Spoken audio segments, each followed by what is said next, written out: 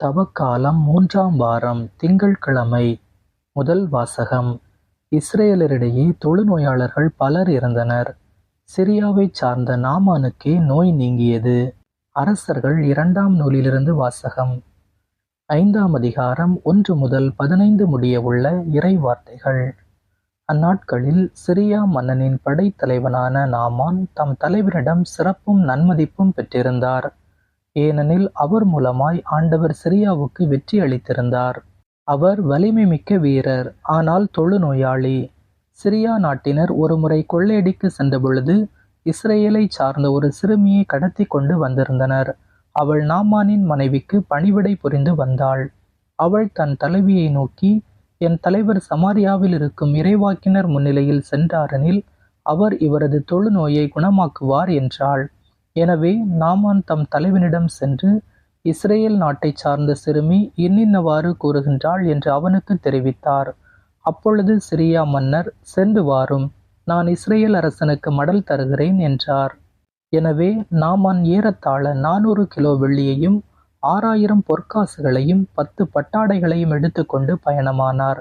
அவர் Israel அரசனிடம் அம்மடலை கொடுத்தார். அதில், இத்துடன் என் பணியாளன் நாமானை உம்மிடம் அனுப்புகிறேன். அவனது தொழுநோயை நீர் குணமாக்க வேண்டும் என்று எழுதப்பட்டிருந்தது. இஸ்ரேல் அரசன் அம்மடலை படித்தவுடன் தன் ஆடைகளை கிழித்து கொண்டு, நான் என்ன கடவுளா? உயிரை கொடுக்கவும் உயிரை எடுக்கவும் என்னால் இயலுமா? சிரியா மன்னன் ஒருவனை என்னிடம் அனுப்பி அவனுக்குள்ள தொழுநோயை குணப்படுத்தச் சொல்கிறானே, என்னோடு போரிட அவன் வாய்ப்பு தேடுவதை பார்த்தீர்களா என்று கூறினான். கடவுளின் அடியவரான எலிசா இஸ்ரேல் அரசன் இவ்வாறு தன் ஆடைகளை கிழித்து கொண்ட செய்தியை கேள்வியுற்று அவனிடம் ஆள் அனுப்பி, நீர் ஏன் உம் ஆடைகளை கிழித்து கொண்டீர்? அவன் என்னிடம் வரட்டும், இஸ்ரேலில் ஒரு இறைவாக்கினர் உள்ளார் என அவன் அறியட்டும் என்று சொன்னார். அவ்வாறே நாமான் தம் குதிரைகளுடனும் தேருடனும் எலிசா வீட்டு வாயில் முன் வந்து நின்றார்.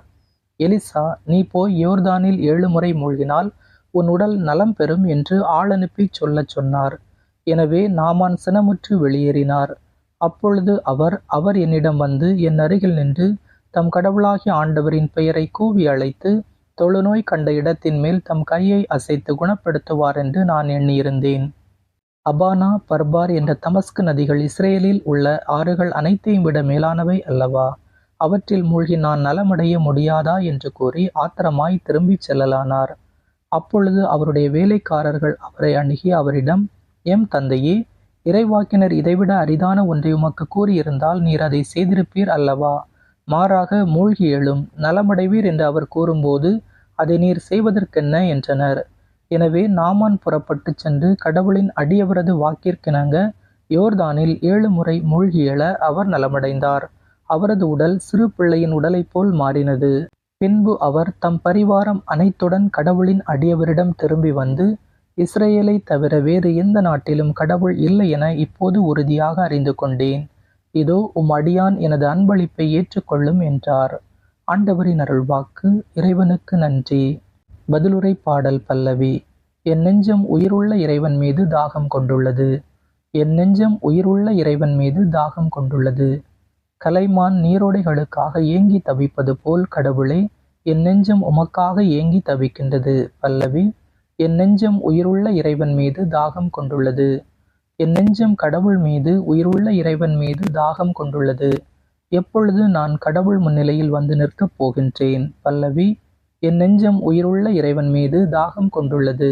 உம் ஒளியையும் உண்மையையும் அனுப்பியருளும். அவை என்னை வழிநடத்தி உமது திருமலைக்கும் உமது உறைவிடத்திற்கும் கொண்டு போய் சேர்க்கும். பல்லவி. என் நெஞ்சம் உயிருள்ள இறைவன் மீது தாகம் கொண்டுள்ளது. அப்பொழுது நான் கடவுளின் பீடம் செல்வேன், என் மனமகிழ்ச்சியாகிய இறைவனிடம் செல்வேன். கடவுளே, என் கடவுளை, யாழிசைத்து ஆர்ப்பரித்து உம்மை புகழ்ந்திடுவேன். பல்லவி. என் நெஞ்சம் உயிருள்ள இறைவன் மீது தாகம் கொண்டுள்ளது. ஆயன் தன் மந்தையை காப்பது போல ஆண்டவர் நம்மை காக்கின்றார். ஆயன் தன் மந்தையை காப்பது போல ஆண்டவர் நம்மை காக்கின்றார். ஆண்டவருக்காக ஆவலுடன் நான் காத்திருக்கின்றேன். அவரது சொற்களுக்காக ஆவலுடன் காத்திருக்கின்றேன். ஆண்டவரிடமே உள்ளது பேரன்பு, மிகுதியான மீட்பு அவரிடமே உண்டு. ஆயன் தன் மந்தையை காப்பது போல ஆண்டவர் நம்மை காக்கின்றார். நற்செய்தி வாசகம். எலியா, எலிசா என்பவர்களைப் போல் இயேசுவும் யூதர்களுக்கென்று மட்டும் அனுப்பப்படவில்லை. லூக்கா எழுதிய தூய நற்செய்தியிலிருந்து வாசகம். 4ஆம் அதிகாரம் 24 முதல் 30 முடிய உள்ள இறை வார்த்தைகள். இயேசு நாசரேத்துக்கு வந்திருந்தபோது தொழுகைக் கூடத்தில் மக்களை நோக்கி கூறியது: நான் உறுதியாக உங்களுக்குச் சொல்கிறேன், இறைவாக்கினர் எவரும் தம் சொந்த ஊரில் ஏற்றுக்கொள்ளப்படுவதில்லை. உண்மையாக நான் உங்களுக்குச் சொல்கிறேன், எலியாவின் காலத்தில் 3½ ஆண்டுகளாக வானம் பொய்த்தது, நாடெங்கும் பெரும் பஞ்சம் உண்டானது. அக்காலத்தில் இஸ்ரேலரிடையே கைம்பெண்கள் பலர் இருந்தனர். ஆயினும் அவர்களுள் எவரிடமும் எலியா அனுப்பப்படவில்லை. சீதோனைச் சேர்ந்த சாரிபாத்தில் வாழ்ந்த ஒரு கைம்பெண்ணிடமே அனுப்பப்பட்டார். மேலும் இறைவாக்கினர் எலிசாவின் காலத்தில் இஸ்ரேலரிடையே தொழுநோயாளர்கள் பலர் இருந்தனர். ஆயினும் அவர்களுள் எவருக்கும் நோய் நீங்கவில்லை. சிரியாவைச் சார்ந்த நாமானுக்கே நோய் நீங்கியது. தொழுகைக் கூடத்தில் இருந்த யாவரும் இவற்றை கேட்டபோது சீற்றங்கொண்டனர். அவர்கள் எழுந்து அவரை ஊருக்கு வெளியே துரத்தி அவ்வூரில் அமைந்திருந்த மலை உச்சியிலிருந்து கீழே தள்ளிவிட இழுத்துச் சென்றனர். அவர் அவர்கள் நடுவே நடந்து சென்று அங்கிருந்து போய்விட்டார். ஆண்டவரின் அருள்வாக்கு. கிறிஸ்துவே உமக்கு புகழ். இன்றைய சிந்தனை: எதிர்ப்புகளை ஏணியாக்குவோம். ஒவ்வொரு மனிதனுக்கும் அவனை சுற்றியுள்ள சமுதாயம் ஓர் அடையாளத்தையும் அந்தஸ்தையும் முத்திரையையும் முகவரியையும் உருவாக்கி விடுகிறது. இயேசு தமது சொந்த ஊரில் புறக்கணிக்கப்படுகிறார். நாம் நீதிப்பணி செய்யும்போது நிராகரிக்கப்படலாம். சமத்துவ பணி செய்யும்போது காயப்படலாம்.